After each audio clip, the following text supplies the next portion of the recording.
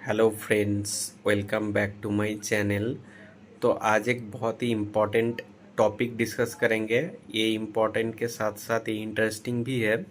ठीक है, ज़्यादातर जो नीट एस्पिरेंट रहता है, ठीक है, कहाँ गलती हो जाता है और किस टाइप का गलती को अवॉइड करना चाहिए।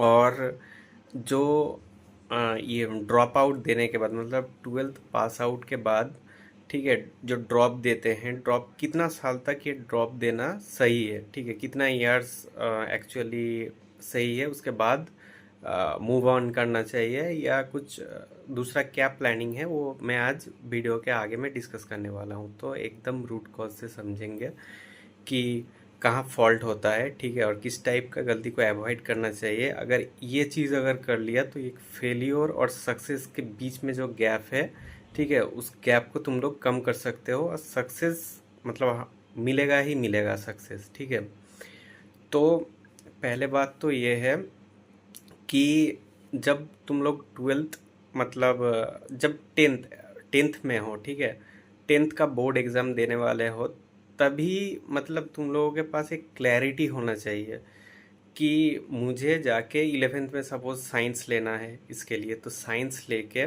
सपोज़ अभी नीट एग्ज़ाम मतलब नीट जो एग्ज़ाम हो रहा है वो सीबीएसई का जो सिलेबस है, सीबीएसई सिलेबस को टोटली फॉलो कर रहा है। ठीक है, अब सीबीएसई का जो एक्चुअली जो जिसका जो सीबीएसई बोर्ड है इलेवन ट्वेल्थ में जो कंटिन्यू करेगा, ये मतलब ऑलरेडी सीबीएसई में है, उन लोगों का कुछ प्रॉब्लम नहीं है। अब जो दूसरा बोर्ड में है, सपोज़ कोई स्टेट का जो डिफरेंट बोर्ड है, ठीक है, अब उस बोर्ड में अगर कोई है तो उसको क्या करना चाहिए, क्लास इलेवन से ही एक मतलब स्ट्रॉन्ग माइंड सेटअप लेके उसको अगर दूसरा बोर्ड से जो आ रहा है उसको सीबीएसई का जितना भी टेक्स्ट बुक है, सपोज़ बायोलॉजी का, ठीक है, और फिजिक्स का, केमिस्ट्री का, वो क्लास इलेवन के लिए क्लास इलेवन का वो ख़रीद लेना चाहिए। ठीक है, अब ख़रीद के सपोज़ अभी इलेवन ट्वेल्व का सबका ही ऑल इंडिया लेवल में सिलेबस एक ही है। ठीक है, अब लैंग्वेज डिफरेंस रहता है और सीबीएसई में जो बुक रहता है उसका मतलब डिस्क्रिप्शन या उसका थोड़ा डिस्क्राइब करने का तरीका अलग रहता है और डिफरेंट बुक का ऑथर का डिफरेंट रहता है। तो सीबीएसई नीट के लिए सीबीएसई बुक को ही ज़्यादा फॉलो करो, तो वो बुक ले लिया। अब सपोज़ कोई सीबीएसई बोर्ड में है तो उसका कुछ प्रॉब्लम नहीं है, क्योंकि वो साइड बाय साइड उसको क्लास में इलेवेंथ का जो स्कूल का क्लास है, ठीक है, जो हायर सेकेंडरी का जो ऑलरेडी इलेवेंथ में मतलब पढ़ाई स्टार्ट किया, तो उधर जो है वो साइड बाय साइड क्लासरूम में होते जा रहा है। तो उसको क्या करना है, उसको सिर्फ क्लास को ही अच्छे से फॉलो करना है। ठीक है, और क्या करना है, किसी भी ऑब्जेक्टिव मतलब 5 इयर्स का, सपोज मैं कुछ चैप्टर पढ़ रहा हूँ तो वही चैप्टर सीबीएसई का मैं फॉलो कर रहा हूँ, तो सेम चैप्टर सेम नीट में भी है। तो मुझे क्या करना है, सपोज मैंने स्ट्रक्चर ऑफ एटम केमिस्ट्री का ख़त्म किया, ठीक है, तो मुझे क्या करना है कि 5 इयर्स का जो स्ट्रक्चर ऑफ एटम से जो क्वेश्चन आया है नीट में, 5 इयर्स का मुझे क्वेश्चन मतलब अच्छे से कर लेना है। ठीक है, अगर कहीं पे भी डाउट आ रहा है तो उसको अलग से टिक करके उसको मुझे मतलब ये डाउट आया था, हाँ, क्वेश्चन करने के टाइम, ये जब मैं रिवीजन करूँगा ना वो तुरंत मुझे समझ में आ जाएगा कि इधर मुझे मतलब मैं टिक करने के टाइम कुछ गलती किया था, ये किया था, तो ये क्या है, ये गलती होने का चांसेस डिक्रीज होगा। तो क्या एकदम वेरी बेसिक से मतलब एकदम क्लास इलेवन से स्टार्ट करोगे तो क्या होगा, बेस बहुत स्ट्रॉन्ग बनते जाएगा। ठीक है, जो कि एक ऑल इंडिया लेवल का मतलब जो कंपटीशन है इसके लिए जो चाहिए, ठीक है, इसके लिए एक प्रॉपर बेस बनता मतलब बनता हुआ जाएगा। ठीक है, अब क्या हो गया, ऐसे ही अब सिलेबस सपोज केमिस्ट्री का हो गया, फिजिक्स का हो गया, बायोलॉजी का जो हो रहा है वो ऐसे ही करते जाओ। ठीक है, जो सीबीएसई बोर्ड का जो स्टूडेंट है, अब जो दूसरा बोर्ड का है उसको क्या करना है, उसको जो चल रहा है सेम ही रहेगा, तो कुछ दूसरा ऑथर का तुमको सीबीएसई बोर्ड का जो सीबीएसई जो टेक्स्ट बुक है वो टेक्स्ट बुक को तुमको साइड बाय साइड रीड करना है, सेम चैप्टर सेम जो कॉलेज में स्कूल में जो चल रहा है। ठीक है, उसी सपोज केमिस्ट्री का स्ट्रक्चर ऑफ एटम ही चल रहा है, तुम्हारा जो अलग ऑथर का बुक है, लेकिन तुमको इधर सीबीएसई बोर्ड का केमिस्ट्री टेक्स्ट बुक वो खोल के उधर पढ़ना है और 5 इयर्स का सेम तुमको फॉलो करना है, ठीक है, क्वेश्चन करना है। अगर ऑब्जेक्टिव क्वेश्चन एमसीक्यू अगर प्रैक्टिस नहीं कर रहे हो, किसी भी तुम चैप्टर को 10 बार पढ़ लो, ठीक है, अगर तुमने एमसीक्यू उसका प्रैक्टिस नहीं किया, लास्ट 5 इयर्स उसका नहीं किया, तो तुम्हारा प्रिपरेशन है 10 बार, चाहे 10 बार तुम रीडिंग उसको रीड कर लो, हाँ, किसी भी एक चैप्टर को, फिर भी तुम्हारा उसका एग्ज़ाम के लिए प्रिपरेशन कितना हुआ, 60% हुआ, 40% रिमेनिंग है, क्योंकि तुमने उसका एमसीक्यू प्रैक्टिस नहीं किया है। एमसीक्यू में क्या रहता है, स्ट्रेटजी डिफरेंट टाइप का, सपोज कहीं नोट लगा देगा, हाँ, चालाकी करेगा, फंसाने का कोशिश करेगा, ठीक है, वो धीरे धीरे अगर करते जाओगे ना, वो बिल्डअप होते जाएगा। पहले गलती करोगे, हाँ, धीरे धीरे वो माइंडसेट आ जाएगा, क्वेश्चन को अच्छे से रीड करना सीखोगे, ठीक है। बेस, मैं पहले बोल रहा हूँ कि बेस अच्छे से क्लियर होगा, ठीक है। अब ऐसे ही बेस बनते जाएगा, ठीक है। अब उड़ना है, क्लास 12 के बाद जब जाके नीट दोगे तब उड़ना है। अब क्या करना है, अब अच्छे से सीखना है, ठीक है। अब ऐसे ही अगर करते करते गया, ठीक है, और किसी भी डिस्ट्रैक्शन में, तब एज ऑलमोस्ट 17-18 ईयर से, तो बहुत सारे डिस्ट्रैक्शन रहता है, वो डिस्ट्रैक्शन को साइड में रखते हुए सोशल मीडिया जो है, हाँ, जो मैनेज नहीं कर सकता है, ठीक है, सोशल मीडिया और ये वो डिस्ट्रैक्शन को मुझे लगता है कि उसको थोड़ा साइड में रखना चाहिए 1-2 साल के लिए, ठीक है। अगर कर भी रहे हो तो स्पेसिफिक एक टाइम रहेगा, ठीक है, दिन में एक ये करो कि इस टाइम में कुछ रील्स देख रहे हो या कुछ कर रहे हो, मैं तो बोलूँगा कि मत करो। 1-2 साल के लिए अगर सेक्रीफाइस कर पाओ तो बहुत ही अच्छा है, ठीक है। ये और भी मतलब डिस्ट्रैक्शन से दूर रहोगे तो अच्छा रहेगा। अब ऐसे ही मतलब क्लास 12 तक तुम ऐसे करते करते गए तो तुम्हारा जो बेस है बहुत ही स्ट्रांग रहेगा, ठीक है। अब तुमको 12 के तभी तुमको एक बार नीट देना है, ठीक है।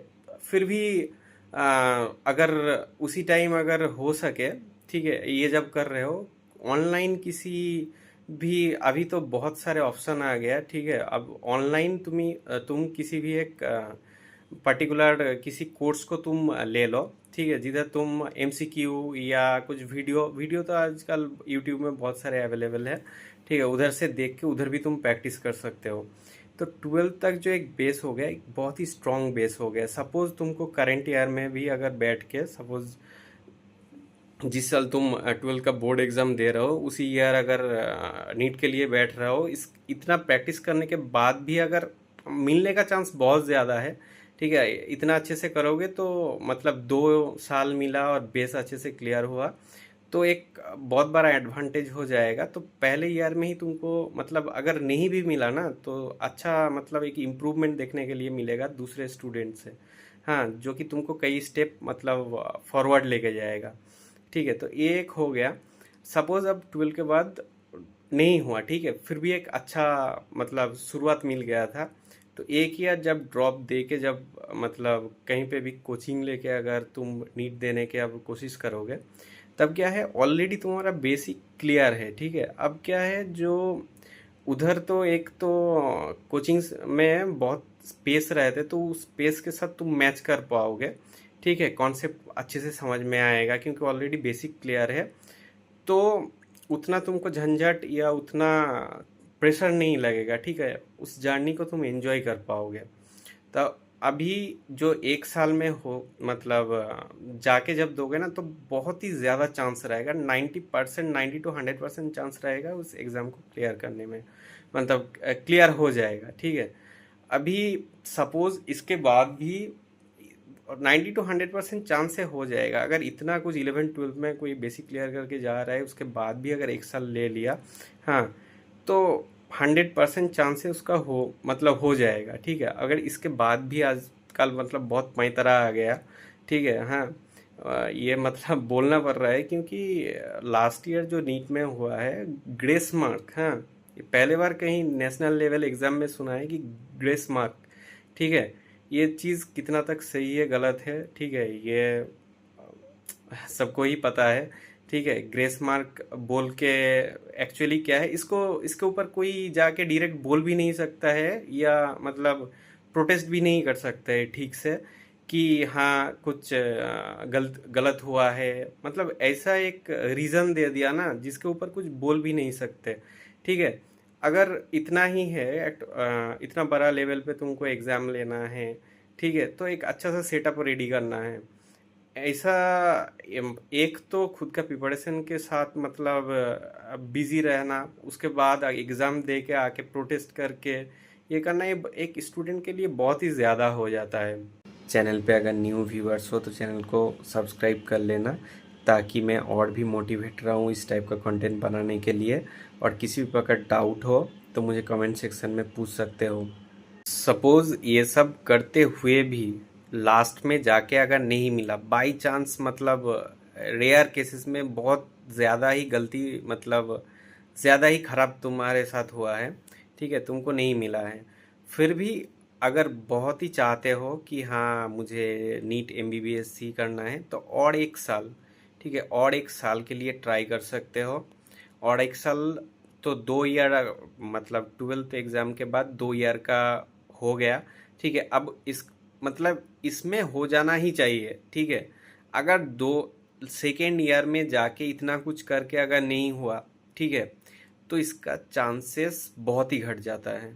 2 ईयर्स के बाद अगर नहीं हुआ, क्लियर नहीं हुआ इतना कुछ करने के बाद, ठीक है, जितना मैं प्रोसेस बोला, ठीक है, फास्ट ईयर में ही, मतलब ड्रॉप आउट के फास्ट ईयर में या करंट ईयर में ही, अगर कोई बहुत ही ज़्यादा मतलब सीरियस है उसका प्रिपरेशन को लेके, तो फास्ट मतलब करंट ईयर में ही उसको उसका हो जाएगा, ठीक है। लेकिन उसके बाद भी अगर 1 ईयर लग रहा है नहीं हुआ, तो उसको उसके पास मतलब उसका बहुत ही ज़्यादा उसके मन में ये है कि नीट को ही क्लियर करना है, तो तब वो और एक साल के लिए ट्राई कर सकते हैं। और 2 साल के बाद और इसके लिए सोचना ही मत, ठीक है, क्योंकि इसका चांस बहुत ज़्यादा मतलब कम हो जाता है। 10% मतलब 90% चांस रहेगा कि नहीं होगा। और ठीक है, क्योंकि एक मेंटालिटी एक अलग तब चेंज हो जाता है, ठीक है। 2 साल के फेलियर के बाद में बहुत सारे स्टूडेंट को मैं देखा जो मतलब 3 साल 4 साल 5 साल देते गया और खुद का जो लाइफ है वो बर्बाद हो गया, ठीक है। बाद में वो किसी भी ग्रेजुएशन कोर्स या दूसरा, तभी सपोज ये 2 साल में जो लोग मूव ऑन कर गया क्या दूसरा कोर्सेस में एडमिशन ले लिया, वो आज लाइफ में स्टेबल हो गया, लेकिन उसका 5 साल 7 साल हो गया, अभी तक कुछ भी मतलब तय नहीं हुआ। और ये पकड़ लो, एक लाइफ का एक मतलब ऐसा नहीं है यूपीएससी एग्ज़ाम जिसको तुम क्रैक करके तुम आईएएस आईपीएस बन जाओगे, ठीक है। ये एग्ज़ाम तुमको चांस मिलने के बाद तुमको 5 साल तुमको एमबीबीएस करना है, ठीक है। ये एक अंडर ग्रेजुएट डिग्री है, ठीक है। उसके बाद पीजी डिग्री है, ठीक है। एमडी एमडी बनना है, उसके लिए भी और भी ज़्यादा मतलब टफ एग्ज़ाम रहता है, ठीक है। तो एक मतलब पढ़ने के लिए एक एंट्रेंस एग्ज़ाम में देने जा रहा हूँ, जिसके लिए मुझे 5 साल देना पड़ रहा है, तो लाइफ का 5 साल ज़्यादा होता है।